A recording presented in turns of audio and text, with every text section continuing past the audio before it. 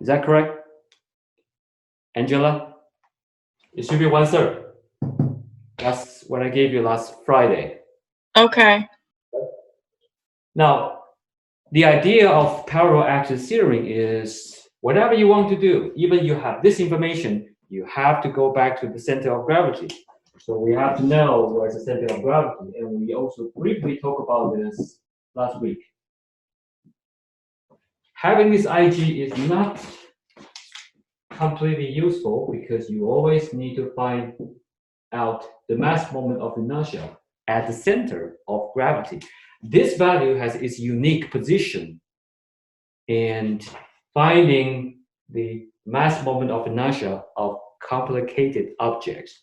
So the first thing to do is always to find IG. And here, as we know that because Ix equals to Ig plus md squared. And we don't know the Ig, but we know the total at this axis, because this axis is not Ig.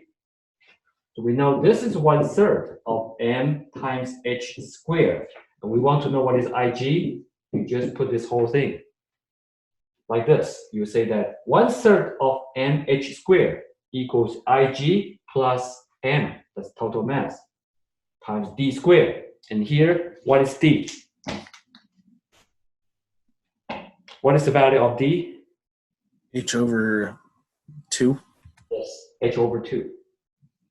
So if it's h over 2 squared, can I say just h squared over 4? I can do this, right? Now, look at the coefficients. It's 1/3 and 1/4. So from here, we know that Ig is 1/12.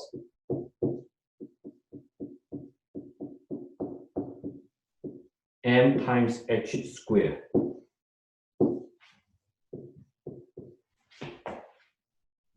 Correct?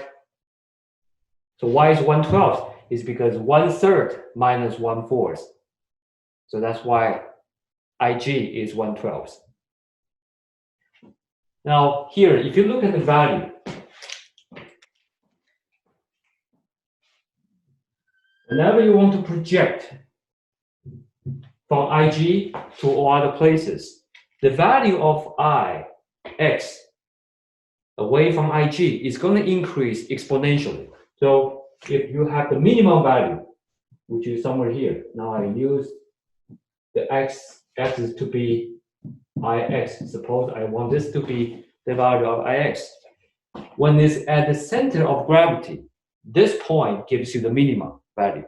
When it increases, moves away from Ig to all other axes, for example, it's right here, it will increase non-linearly.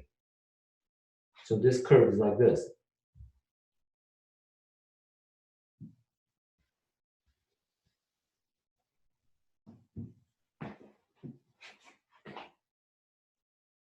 In other words, this is why you cannot project the mass moment of inertia of, suppose this axis, suppose we call this S1, you cannot project this one to here, X2,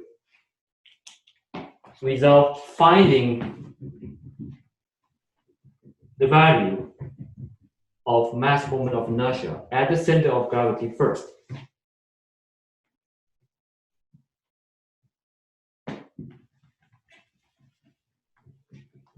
If you want to project it from this x1 to x2, you cannot just use the MD but calculating the distance from x1 to x2.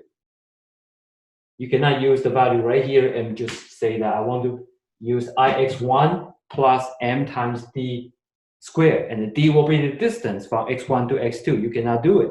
You have to always go back to the center of gravity first, which means that the value here will be less. You have to reduce it first and then increase it from here to here. Okay, so this is the correct use of parallel axis theory.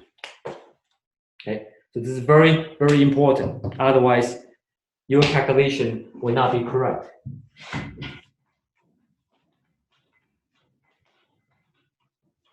What if I have this?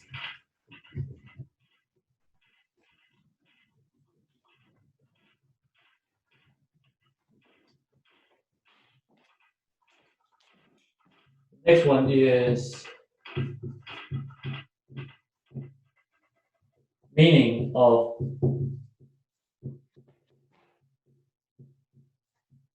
negative volume. What is negative volume? Yes, we talk about how to calculate this, right? Suppose you have the x, y. We already know that at the center of gravity here, this Ig is, of course, if you're looking at x, because they have both x and y. So if you look at Igx, this is 1/12 of m times h squared. If it's at here, Ix is 1/3 of m times h squared. That's what we just did, correct? Now, what if I put a triangle here? It is not a triangle object, but it's a triangle hole. What if I cut it out here? The shape becomes this.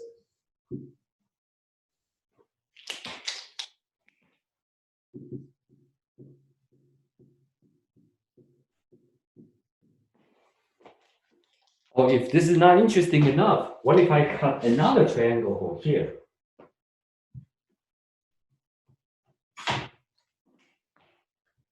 Right in the middle.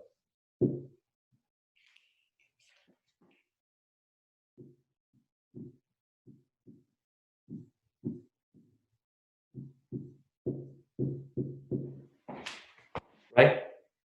In this case, how do we find the mass moment of inertia? With a complicated object, but it's not complete in its own domain. It actually has holes in it. One hole here and one inside, another at the boundary. Right? What happens to this case? In this case, the question can be answered by negative volume, because the shaded area, they have positive mass. That means they constitute positive volume. The hole is made of what? Made of air, correct? Therefore, they constitute what we call negative volume. In other words, you will still use the property of superposition. Suppose we are still looking for the mass moment of inertia, which is back to the x-axis, and this will still be the summation of objects. Here, how many objects we have? We have one is rectangle, which is the whole thing. The second one is this triangle. You can call this one to be 1. And the second one is this triangle here. The third one is this little triangle here. Right? That's what I meant by having 3 objects here. First is the rectangle. The second one is the corner triangle. And the third one is the internal triangle. The difference between these 3, or among the 3, is the mass moment of inertia for the first one is positive. So you're going to find out what is the Ig1.